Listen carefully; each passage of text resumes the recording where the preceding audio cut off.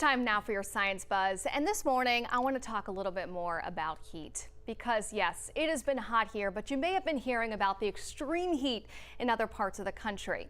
Well, this comes on the heel of what this week NASA and NOAA both announced as being the hottest June and hottest month on record for our globe. This map right here, you see all the red colors on the map? These are called temperature anomalies. What the difference is with our temperatures versus what's the normal for this time of year. Well, NASA looked at not just what ground-based observations we got, ocean buoys, but they also looked at satellite data and how our Earth's temperatures were in June in comparison to average. They found that our June 2023 temperatures around the globe were the hottest ever. And July's been starting no different. We have had this extreme heat dome, which has been situated over the southwest United States.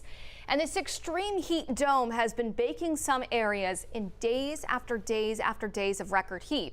I mean, we're talking about Phoenix. Today will make its 17th day in a row at or above 110 degrees. Yesterday, this had a record high of 118 degrees. I mean, just impressive.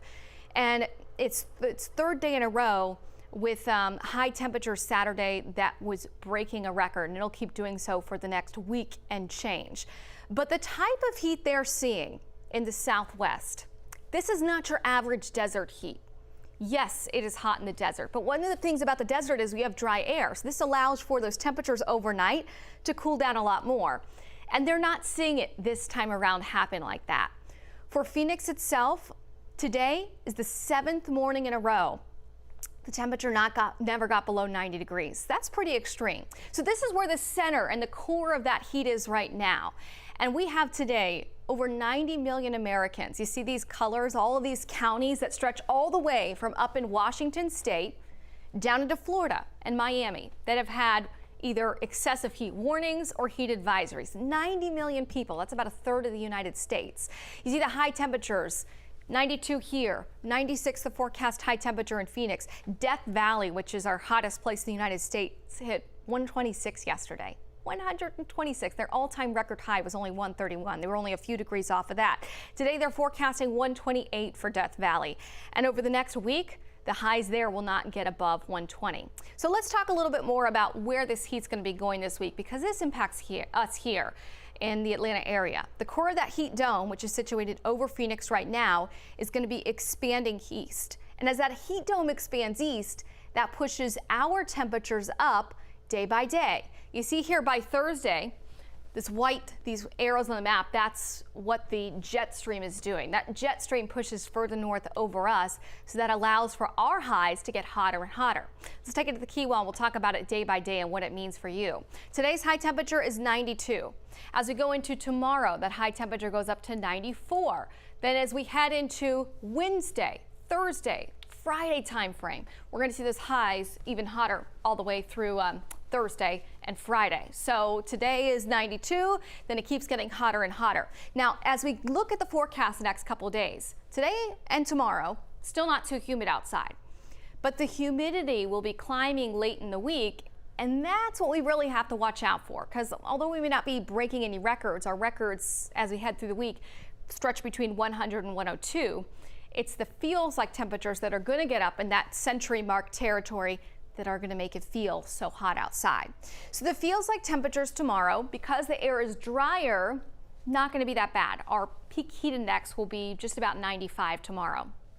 By Tuesday, that goes up to 97. As we go into Wednesday, that heat index goes up to about 101. And then Thursday, that's when the heat index gets up to 103.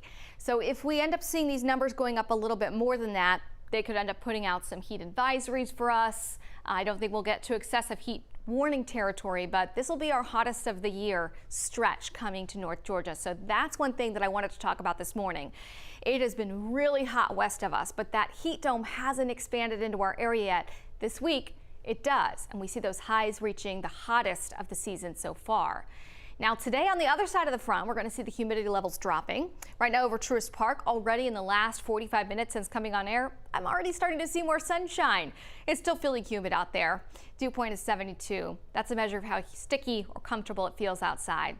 Whenever it's above 70, feels very tropical, very soupy outside. So it's 79 right now, feels like 82. And today that heat index for the game at 135 is going to be an 11. So if you're going to be out and about today, whether you're going to Truist Park or you're just heading to the pool, reapply the sunscreen, take lots of fluids in, that means water, adults, and make sure that you are stepping inside to be in that AC, or at least stepping in front of the fans that they have around the stadium. So we'll be starting off first pitch 87. At that point, the heat index is going to be around 90 this afternoon. During the game, we'll climb up to about 90 degrees for the temperature, but the heat index, that's the number in blue right here, it'll be topping at about 94.